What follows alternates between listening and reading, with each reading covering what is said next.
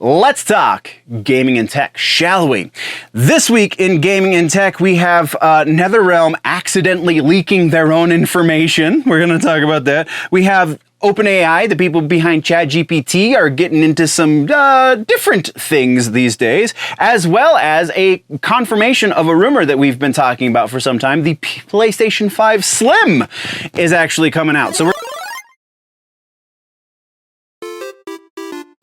welcome, nerds, to the gaming and tech news for the week. This is a clip that has been taken out of the main show, The Week in Nerddom, which goes up on the main channel, youtube.com/generallynerdy. In gaming and tech, we like to talk about, well, you know, gaming and tech, trailers, announcements for new tech and games and consoles and everything in between that is gaming and or tech related. So this week in gaming and tech, all of this stuff happened. We're going to talk about all of that. Let's start with follow-ups and corrections because that's going to be most of this section this week. First up, Unity. That's right, the whole debacle with the developer. Unity CEO John I'm not going to say his last name and I'm apologizing in advance. I'm not saying it right.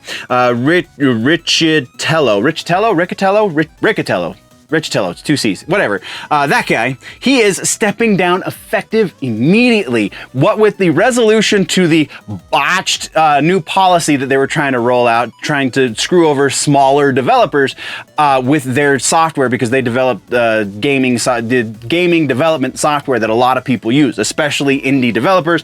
There's many videos across the YouTube about what happened here, so we're not going to get into that detail. We just are doing the quick follow-up and saying that John is stepping down. CEO-less company now, at least for a moment. I don't know that they've announced who's going to be replacing him because it was so sudden that he decided he was going to split.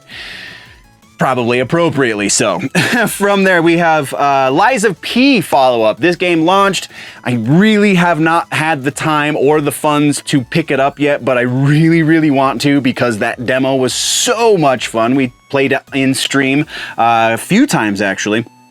But we just got word that there will be DLC from NeoWiz, the developer of this game, and it will be free. We just don't know exactly when it is going to be dropping. They are working on it. That's all they can say at the moment. It's pretty freaking exciting. Hopefully I will be able to pick my copy up before that happens. Either way, that's what we got. Let's move right along. Cyberpunk 2077. Once again, we're following up here. Now that Phantom Liberty has launched, we got a patch a week ago, shortly after Phantom Liberty launched. I think it was like 2 or 3 days after Phantom Liberty launched.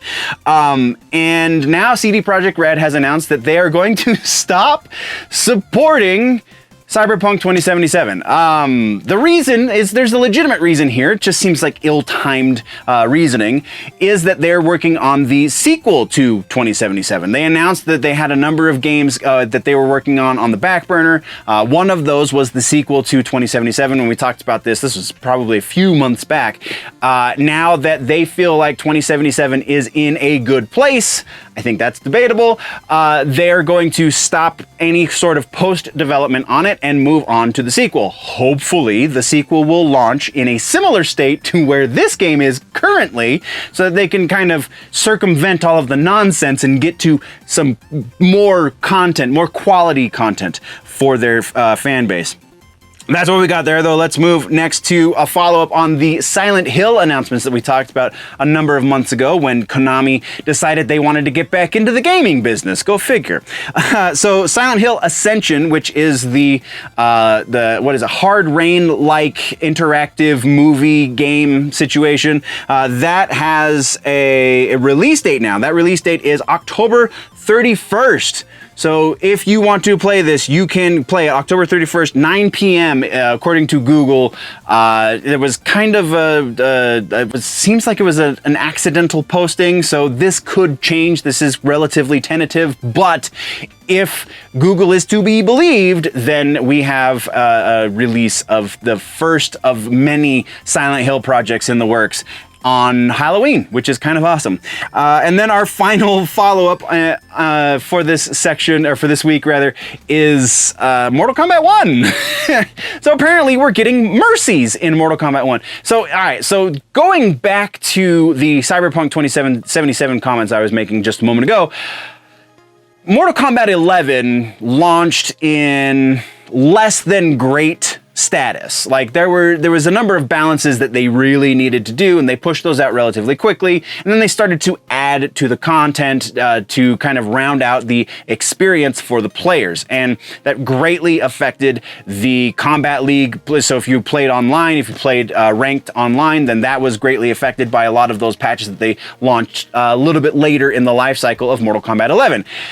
And the expectation was that all of those things, namely mercies and the ability to select your character between rounds, or the ability to deny somebody who had a crap connection because for whatever reason they're playing across the ocean maybe from you, or they have they're connected on Wi-Fi and they've got a really terrible ping. You know, you could deny those connections. You can't do that in Mortal Kombat 1.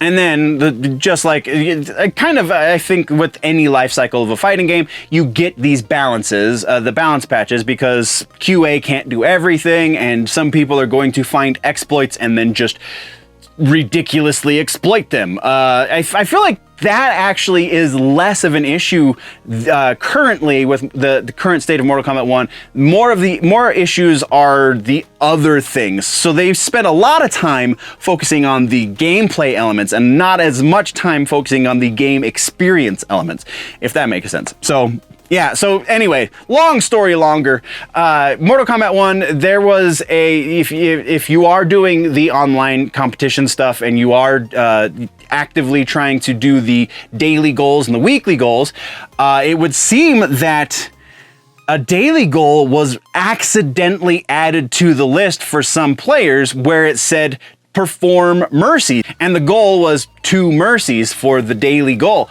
But that's not a gameplay element for Mortal Kombat 1 yet. It would seem that this is something that is in development. Now, there is a possibility that this was an accidental update, because a lot of this stuff we're finding out with Starfield and the like, there's a lot of copy-paste involved when making multiple games based on the same engine, based on the same fighting engine, whatever, graphics engine, what have you. So very potentially this was just a copy paste for daily goals, because that was a thing in Mortal Kombat 11 as well. Seems slightly less likely though, because not a lot of this is rehashed from Mortal Kombat 11. So possible, but not likely. That is what we have for follow-ups. Hey nerds. So, Nerdagon, one more time. Just reminding you that your subscription really goes a long way.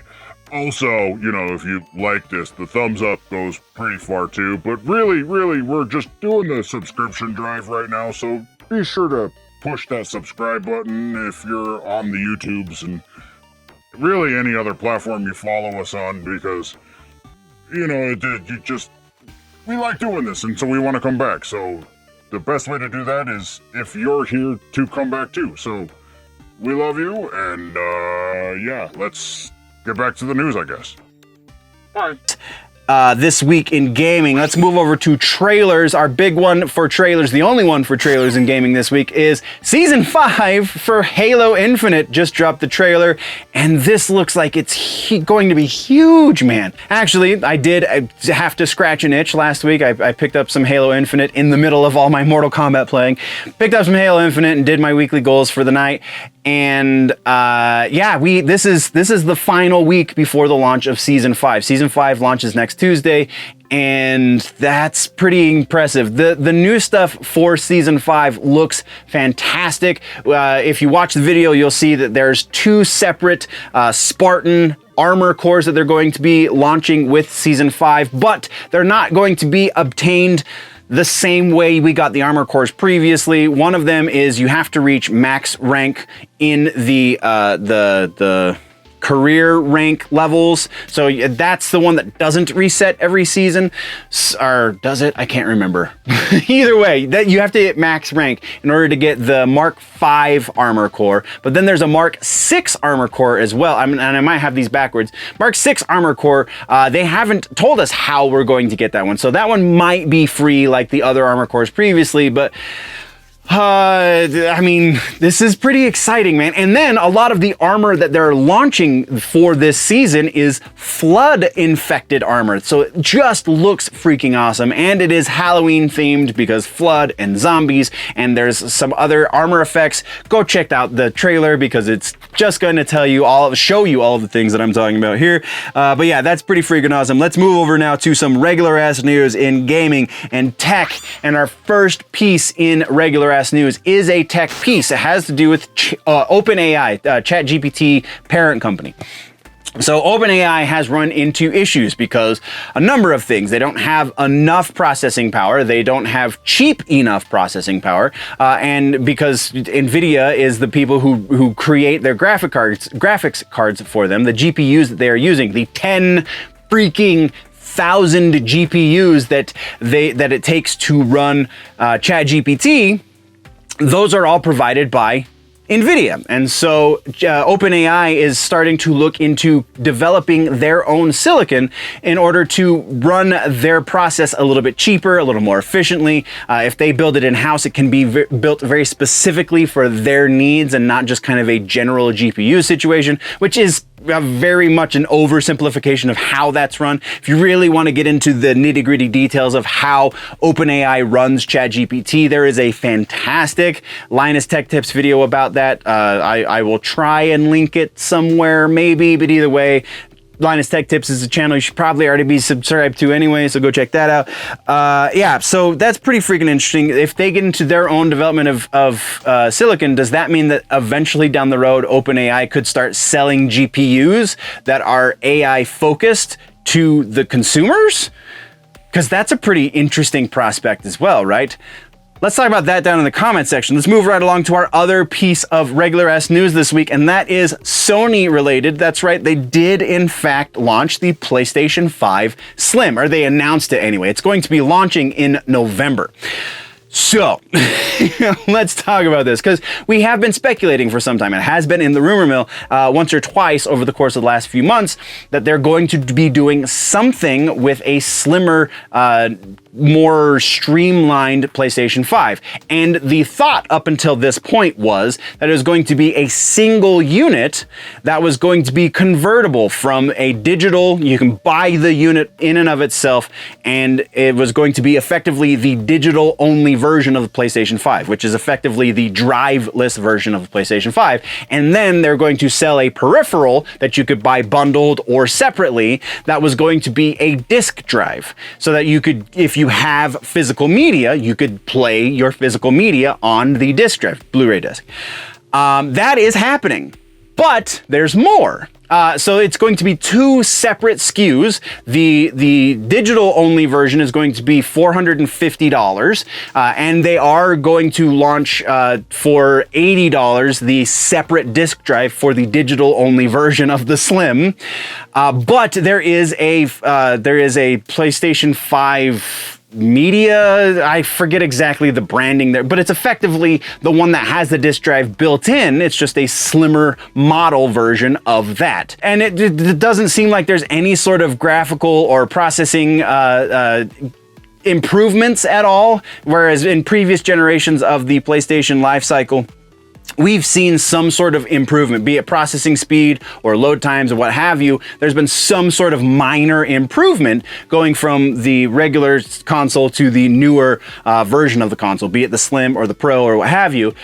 That doesn't seem to be the case here. This just seems to be effectively a less plastic involved in casing this PlayStation 5. So I don't know how well this is going to do with the marketing. Only time will really tell. But that's what we got for regular ass news. So let's get into our suggestions for gaming and tech this week. Keeping with the Halloween theme, we have Resident Evil 4. Be it the remake, be it if you have a classic version of Resident Evil 4 on an older console, whatever. I would prefer the remake. I think the remake, they've added a lot of gameplay elements to it that really make it worth playing. But if you can't afford the remake or you prefer the older one, either way, suggested go play some Resident Evil 4 because man, that game kind of changed the way I view the survival horror genre. So absolutely go play some RE4 this. Once again, this is just the gaming and tech section. It is a shortened piece of the much longer news show that I do over on youtube.com/generallynerdy, which is the main channel. There's a lot more music and comic books and movies and TV shows, etc., that can be found over there on the regular show. Thank you for joining me here, though, nerds. Before we go, always remember that if it's generally nerdy, it's probably here.